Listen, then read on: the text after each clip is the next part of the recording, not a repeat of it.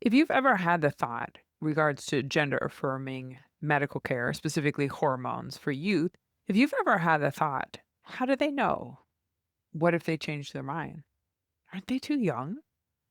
If those thoughts have been yours, this episode is for you because what we're going to do today is look at the most recent research that came out in April of this year, 2025, that looked at youth that were started on hormone treatments and looked at how many of them stopped their hormones and why they stopped their hormones. And out of those why, how many of them retransitioned to their cisgender identities. So that is really the basis of those questions that so many people ask. What if they change their mind? The worry that this is a very common and understandable question that many parents and other adults ask. What if they change their mind? The concern is that they will retransition to their cisgender identity at a later time. Or are they too young?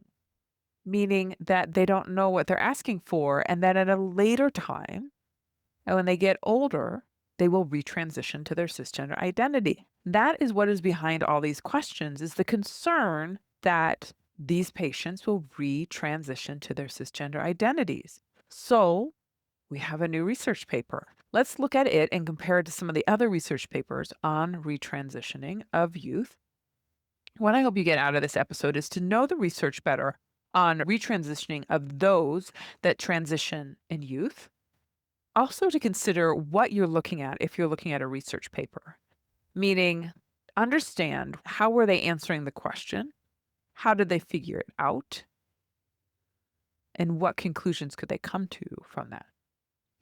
So how to look at the individual research papers when you hear about them. What kind of questions do you want to ask? What do you want to think about when you hear about research on the topic? The third thing I hope you get out of this episode is that you get more information to form your opinion on what you think about gender-affirming healthcare for youth.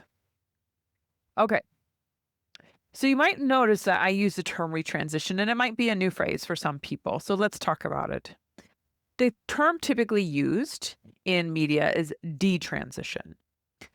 Detransition means that after somebody has transitioned to a transgender identity, they detransition to what they were assigned at birth or their cisgender identity. The issue with the term detransition is that it implies that you can undo what has been done when you can't reverse time.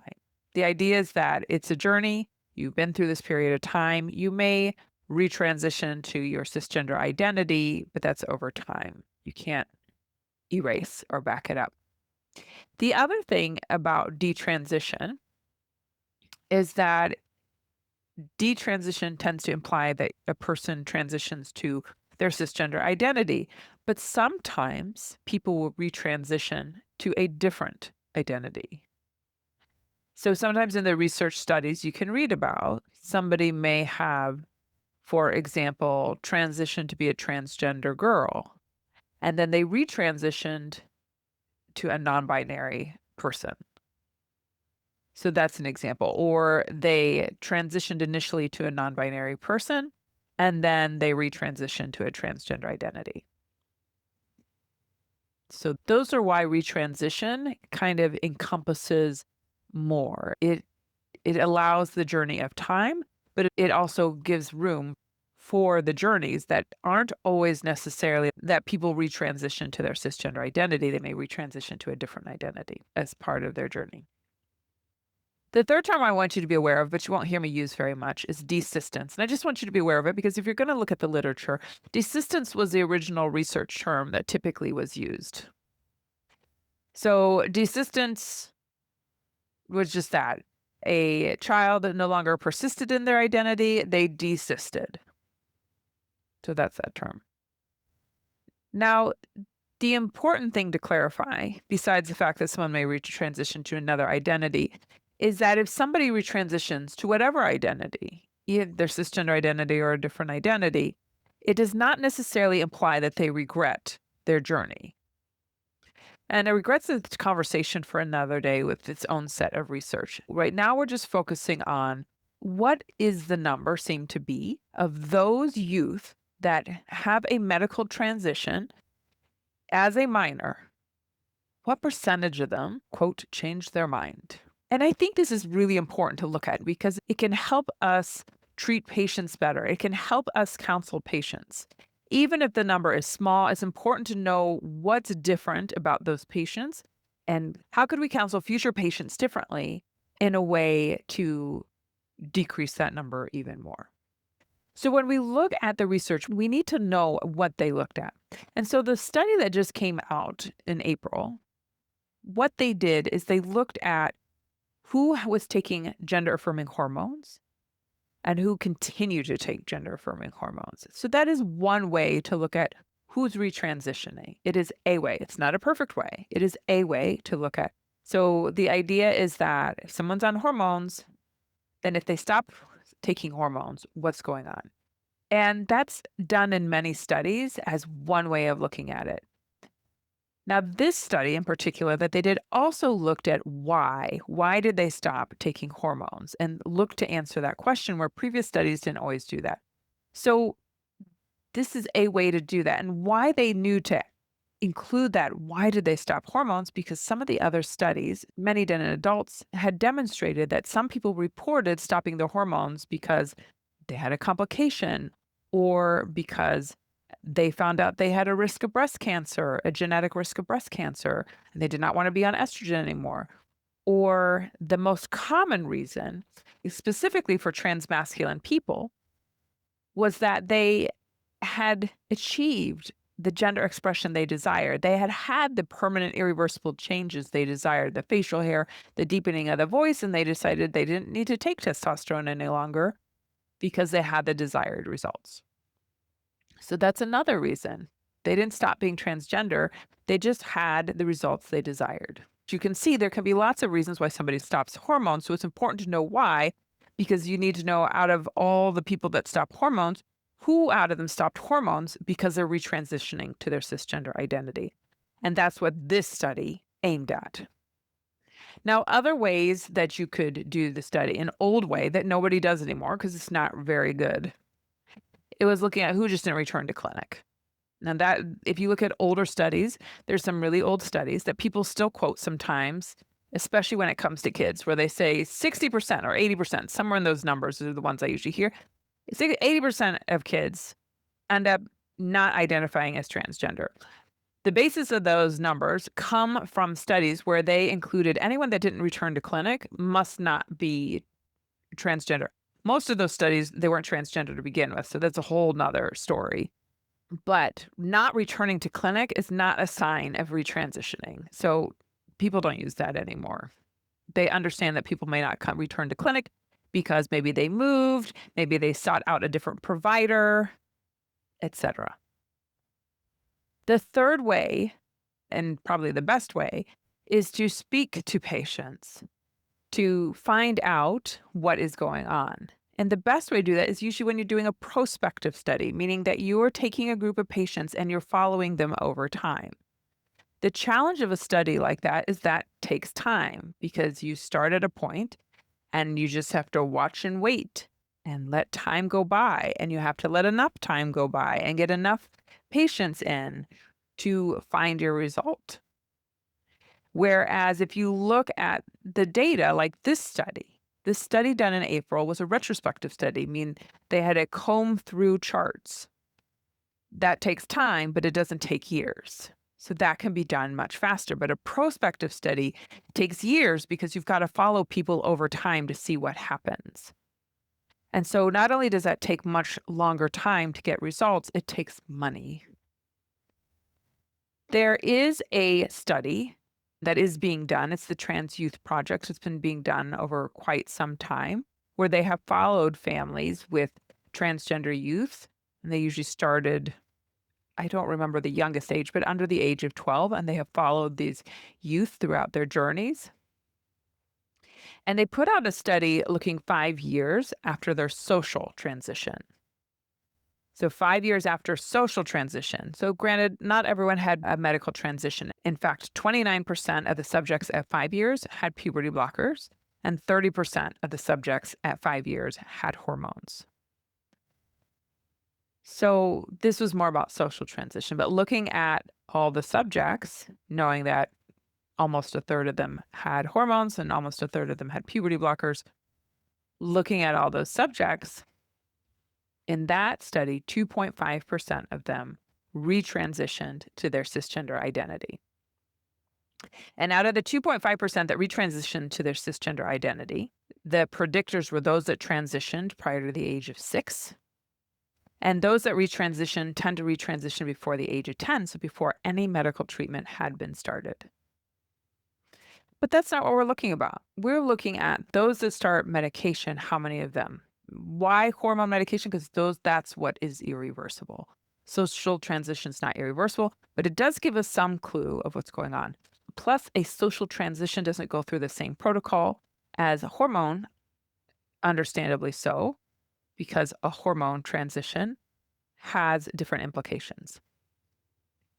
So this study, as I mentioned, was a review of a multi-specialty gender clinic out of Boston, looked at 15 years of data. And they went through and they looked at all the patients that had received hormones. And they looked for patients that had been on hormones for at least 6 months to be included into the study. And so there were 1,050 patients that had been on hormones for at least 6 months. And then they combed through the charts up until the final year and looked at who had been seen in that last year and what the report was on their hormone status at that final check-in. They had follow-up of 80% of their subjects. That is very, very good for a study like this. 80% follow-up is excellent. And we'll talk about that 20% in a second. So don't forget about them because nothing's perfect. No study's perfect, but 80%. Out of that 80%, 5% of them stopped hormones at some point. But out of those that stopped hormones, 35% of those that stopped hormones restarted them at a later time. 65% of those that did not restart their hormones still identified as transgender. They still identified as transgender. Many were transmasculine, and the majority of them reported that they had gotten the physical results that they had desired. Some of the reasons that they did not continue hormones, even though they still identified as transgender, was because of accessibility to the hormones or to clinic visits, costs, things like that. So for the rest of the subjects that stopped, 7 patients no longer identified as transgender. 7 out of the 1,050. If you do 7 out of 1,050, that's 0.7%. That's less than 1% of the patients retransitioned as cisgender. Less than 1%. Now I'm going to tell you a little bit of the rest. 4 patients said they were still exploring. So they weren't considered no longer transgender because they were exploring. We don't know where they were going to land. 2 were unknown. 2 were just, they didn't know what happened. But let's be really conservative, okay? Let's be really conservative. Let's add those last 6, the 2 unknown, the 4 that were exploring. Let's say all 6 of those ended up no longer being transgender. Let's lump them in.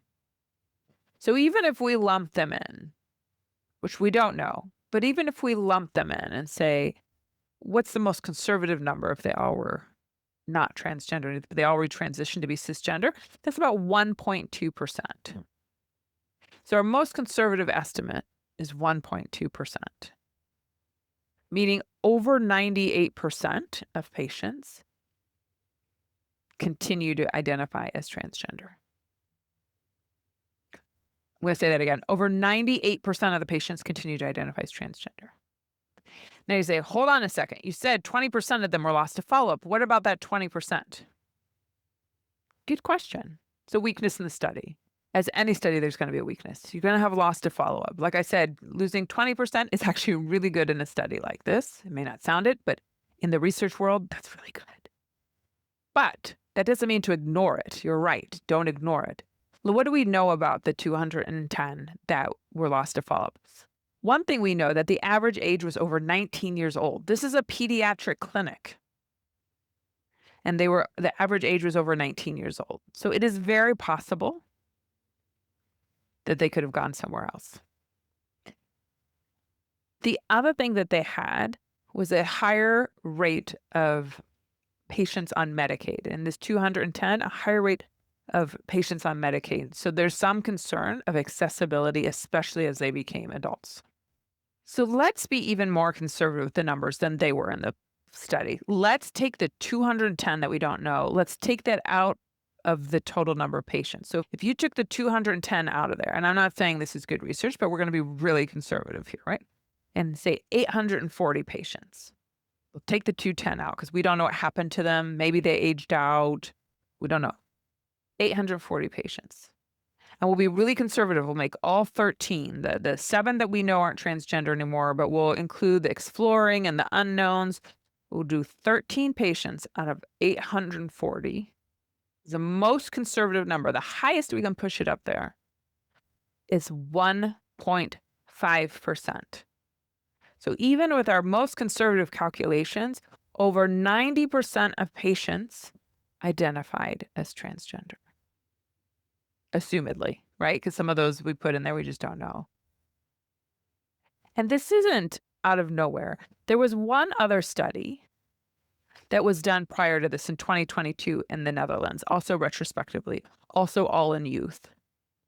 They didn't look at the why, but they looked at who was continuing to use hormones.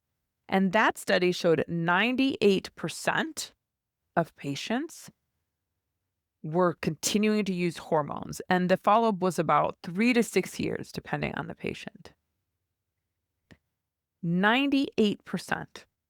And I want to put this in perspective because I got really curious because teenagers aren't really known for their reliability. And so I was like, how are teenagers in taking medications in general? So I thought, well, what about diabetes and insulin? Because they need that to survive. And when it comes to insulin, their adherence rate for taking it, which is a little bit different than continuing, but they're not going to stop insulin altogether because they're going to end up in the hospital. But the adherence rate in one report is as low as 75%. But there's a range. Why? Because this research isn't great to do. All these studies have flaws as well. But it's a huge range, but about 75% or maybe a little bit more, but it's not 98%. And then I thought, okay, well, chronic illnesses in general. What about chronic illnesses in adolescents? What is their adherence to medication? And it's anywhere from 30 to 50%. 30 to 50% for chronic illness in adolescents. Not 98%. Not anywhere close. So then I thought, well, what about acne? I would think teenagers would want to treat their acne. And when I looked at adherence to acne treatment, even just picking up their prescription to use it and using it, continuing it, is about 30 to 50% as well. The fact that we are seeing 98% tells you a lot about the desires of this group of patients and what they want and what they understand. Now, is the study perfect? Nope, but we're starting to see a pattern of consistency. And so what I hope you take home from this is the first thing is that there's low rates of discontinuation. And there's been suggestions of this. You're like, we've only mentioned 2 studies. Yes, there's not many in youth. The other studies are in adults. There's a few studies in adults that included some youth. The majority were adults, but included adults that started their hormones in youth. In fact, there was one out of the military that looked at how many patients 4 years out were continuing their hormones. And they found that over 70%, still more than 30 to 50, over 70% were continuing to use hormones at 4 years. And it was more likely to be using them if the patients started before they were 18. It was higher if they started before they were 18. There was another study that mixed adults and youth that was done in 2023. I think the average age was 19. The average follow-up was about 4 years as well. And only 1.6% discontinued their use of hormones. 1.6%. Now we're getting a little bit closer. But those are a little murkier because they include adults. And the adults have a lot more reasons when you look at their studies of why they discontinue hormones, like family pressures, job pressures, other types of pressures that we don't see as much in youth. So there's low discontinuation rate, seems to be the evidence that is fairly consistent among the studies.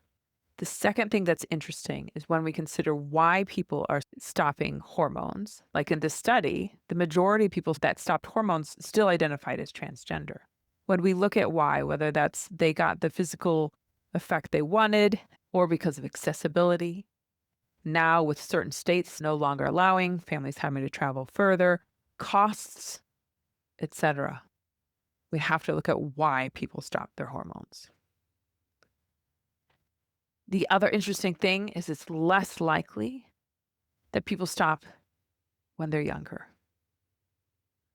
Meaning in that military study, when they looked what was more likely a reason to continue is if they started younger.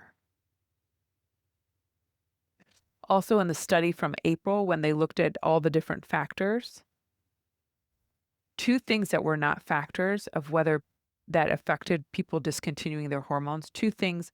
One was their age in which they first were seen in clinic, meaning if they were seen in clinic younger, they weren't any more or less likely to discontinue hormones. So are they too young to know? It didn't seem to affect their outcome, even if they were younger in that study. The other thing is patients that were autistic, it did not affect their discontinuation rates. That was not a factor. So interesting. The other interesting thing is the compliance rate of these medications is so much higher than anywhere else in medicine that we see in an adolescent age group. And the final thing I will say, because this is brought up so many times, this idea that kids just go to the clinics that have 2 years wait list, they just go to the clinic and they ask for hormones and it's just like that. This paper alone spells out their protocol very clearly. And it's the protocol that I am most accustomed to knowing and hearing about that patients experience at clinics across the nation. When I hear the New York Times in their protocol podcast report about the flippancy and the ease in which youth can get hormones, I am shocked. Because the clinics in this country are under such a microscope. And even before they were under that microscope, I have always heard them to have these protocols, to look at all the things that are mentioned in this paper, that are mentioned in the Dutch protocol, for youth to be evaluated of their decision-making, etc. And so this paper is a great example because they spell it out for you. That is what I am familiar with. Now, does that mean that there's not a doctor anywhere? Of course not. I don't believe in the binary. There are no always and nevers. Those that kind of go and do their own thing and don't care about protocol or evidence-based medicine, they exist. But they're not going to be in an academic center. Why? Because there are checks and balances. There are too many microscopes at gender clinics, at academic centers, at any big institution. That doesn't mean that a provider that is on their own is a bad provider. I'm not saying that at all. I'm just saying that is very unique circumstances for that to happen. Can it happen? Yes, but in very special circumstances, and that's not the norm. And the truth of the matter is there's not one specialty in medicine, but there's not one profession in general where there isn't a bad player. You could name me any specialty, and I'm sure I could think of a story I've heard within that specialty of one bad player somewhere in time.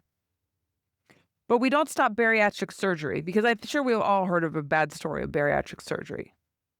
We don't stop plastic surgery because of horrible plastic surgeons.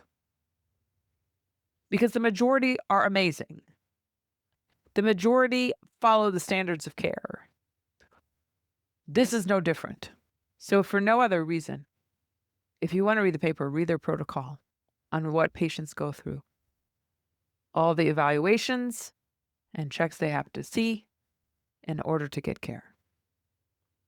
It's not what the media portrays.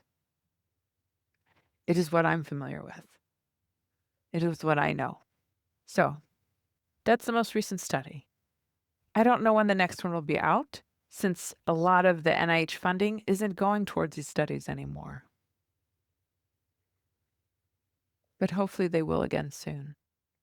Because you're right to want to know the answers to the question. I want to know the answer to the question. You're right if you want better studies. I want better studies too.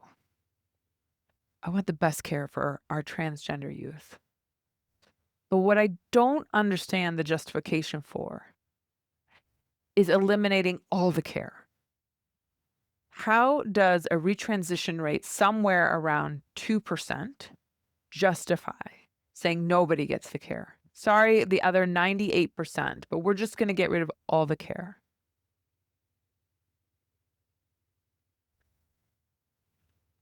We know that gender-affirming care decreases suicide rates.